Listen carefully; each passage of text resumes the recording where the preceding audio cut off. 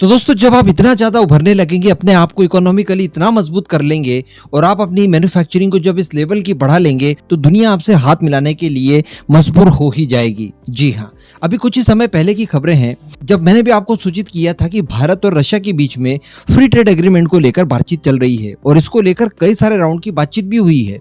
और इसके पीछे का कारण यह है कि दोनों देशों के बीच में जो ट्रेड बैलेंस है उसे किया जा सके, क्योंकि हमें 10-10 बिलियन डॉलर्स का इस समय हमें ट्रेड डिफिट देखने के लिए मिल रहा है रशिया से, क्योंकि हम लोग भारी मात्रा में कोयला खरीद रहे हैं, क्रूड ऑयल खरीद रहे हैं, इसके अलावा फर्टिलाइजर है, डिफेंस इक्विपमेंट है। तो इतनी सारी चीजें जब हम लोग बहुत बड़े स्केल पर खरीदते हैं और बेचते कुछ नहीं है रशिया को, तो यहाँ पर जो ट्रेड है दोनों देशों के बीच में ये इम्बैलेंस हो रहा है। इसे बैलेंस करने के लिए फ्री ट्रेड एग्रीमेंट कर लिया जाए ताकि रशिया को भी भारत से कई सारी चीजें खरीदने के लिए अवसर प्रदान किया जाए और उसके बाद लेन देन सुचारू रूप से किया जा सके। इससे संबंधित कुछ खबरें निकल कर आई थी जब मैंने आपको बताया भी था कि रशिया की एक टीम भारत आई है और भारत के साथ ट्रेड कॉन्फ्रेंस किया जा रहा है, जिसमें स्पेशली ध्यान दिया जाएगा फ्री ट्रेड एग्रीमेंट को लेकर और इसी के साथ साथ रुपये रूबल में किस तरह से ट्रेड किया जाए, इस बात को बैलेंस किया जाएगा।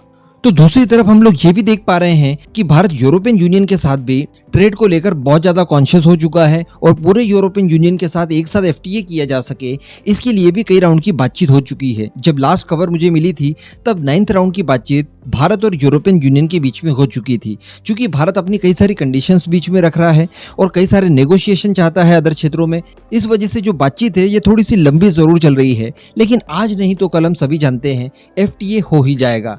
तो यूरोपियन यूनियन के साथ एफटीए होना मतलब दुनिया के सबसे अमीर देशों के साथ आपका एफटीए हो गया। उसके बाद कितना ज्यादा एडवांटेज हमें मिलेगा ये आपको बताने की अनिवार्यता नहीं है। लेकिन दोस्तों, एक बात और देखने के लिए मिली है कि जब छोटे इलाकों में आप ट्रेड करने की कोशिश करते हैं वहां से आपको बहुत बड़ा फायदा देखने के लिए मिल सकता है। एग्जाम्पल के तौर पर आप चाइना को ले लीजिए। चाइना ने उन देशों के ऊपर ध्यान दिया जिनके ऊपर कोई भी ध्यान देना ही नहीं चाहता था। मैं बात कर रहा हूं अफ्रीकन कॉन्टिनेंट के देशों की।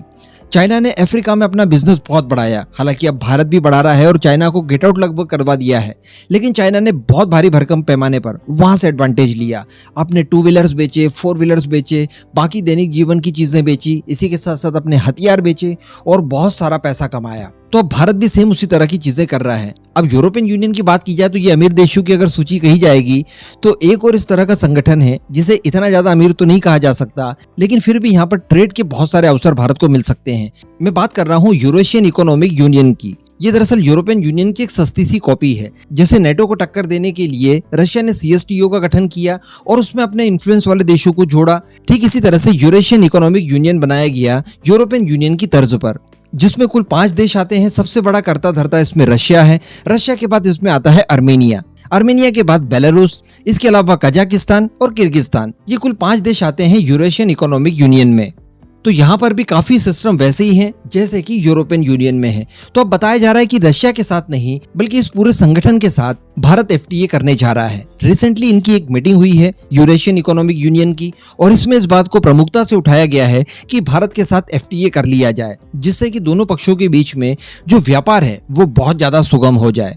भारत की सस्ती चीजें इन्हें मिले, इनके मार्केट में भारतीय कंपनियां आए, इनके यहाँ पर निवेश करें, जिससे इन्हें भी सफलता मिलेगी और साथ में इनके पास जो चीजें हैं वो भारत को मिल जाए, जिसमें मोस्टली हम लोग ले सकते हैं क्रूड ऑयल। क्रूड ऑयल देख पा रहे हैं हम लोग कि बहुत बड़े स्केल पर इस समय खरीदा जा रहा है, इनके पास वो मौजूद है रशिया में। इसके अलावा बात की जाए अगर नेचुरल गैसेस की, तो इसका भी सबसे बड़ा भंडार इन्हीं देशों के पास है। बताया जाता है कि इन 5 देशों में मिलकर दुनिया के अंदर मौजूद कुल गैस का 20% मौजूद है। इसके अलावा कोल, ये भी इनके पास बड़े मात्रा में है और सबसे बड़ी बात सनफ्लावर की इस समय भारत के अंदर बहुत ज्यादा क्राइसिस चल रहे हैं। यहाँ तक कि गवर्नमेंट को एक डिसीजन लेना पड़ा और वर्ष 2023-24 के लिए जो इंपोर्ट ड्यूटी लगती थी सनफ्लावर ऑयल के ऊपर, इसे भी स्क्रैप कर दिया ताकि ये सस्ते दरों पर आसानी से भारत आ सके। तो कहने का मतलब वो सारी चीजें जो हमें रिक्वायर्ड है वो इन देशों के पास है और इन्हें जिन चीजों की रिक्वायरमेंट है वो हमारे पास है।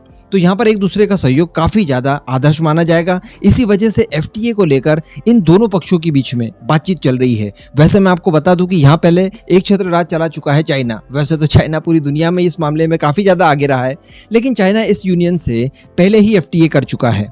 तो ये चीनियों के मोहल्ले में भारत की एक शानदार एंट्री को दर्ज करता है कि भारत भी चाइना को टक्कर देने के लिए इस यूनियन में जाकर घुस रहा है। और वैसे भी अगर हम लोग इंडिविजुअली देखें तो कुछ कंट्रीज के साथ तो हमारे बहुत अच्छे संबंध है ही पहले से, तो इनके साथ तो हमारा व्यापार होना ही था। जैसे कि आर्मेनिया का एग्जांपल ले लीजिए, जब भी एफटीए की बात की जाती है उसको लेकर मैं वीडियो बनाता हूँ, आप एक ही सवाल करते हैं आर्मेनिया के साथ एफटीए कब करेंगे, तो लीजिए इस बहाने उससे भी हो जाएगा, रशिया से हो ही जाएगा।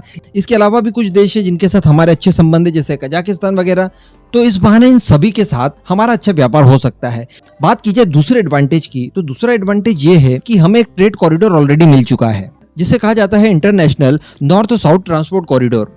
ये कॉरिडोर शुरू होता है भारत से, पहला पड़ाव लेता है ईरान में, फिर अजरबैजान में, अजरबैजान के आगे कुछ और देश पार करके ये ब्लैक सी में एंटर करता है। उसके बाद ये रशिया और पूरे यूरोप तक फैल जाता है। तो इसी ट्रेड रूट का इस्तेमाल करके हम लोग इस एफटीए को और आगे बढ़ा सकते हैं, इसे प्रैक्टिकल बनाया जा सकता है कुल मिलाकर। इसके अतिरिक्त भी आप सभी जानते हैं, मैंने भी आपको बताया था कि आर्मेनिया ने एक ऑफर दिया था भारत को कि क्यों ना इस ट्रेड रूट में आप अजरबैजान को बाईपास कर दीजिए और अजरबैजान के बजाय इस ट्रेड रूट को आप आर्मेनिया से निकालें। तो इसमें भी भारत के लिए काफी एडवांटेज है, क्योंकि ये ईरान के पास सीधे आर्मेनिया में घुसेगा। तो ईरान और आर्मेनिया के रिलेशनशिप अच्छे हैं, इन फ्यूचर भी अच्छे ही रहने वाले हैं। जबकि ईरान से ये जब अजरबैजान घुसता है तो यहाँ पर प्रॉब्लम हो सकती है। अजरबैजान खुद भी एंटी इंडिया है और अजरबैजान ईरान के बीच में संबंध अच्छे भी नहीं है। तो इसके बाद ये बाकी का trade route as it is रहेगा, केवल अजरबैजान को बाईपास करके आर्मेनिया से इस ट्रेड रूट को गुजारना है, जिससे आर्मेनिया को भी फायदा होगा। तो इस संदर्भ में भी विचार किया जा सकता है और ये काफी अच्छा होगा इन पूरे यूनियन के साथ अगर भारत का एफटीए संपन्न होता है तो। अब इस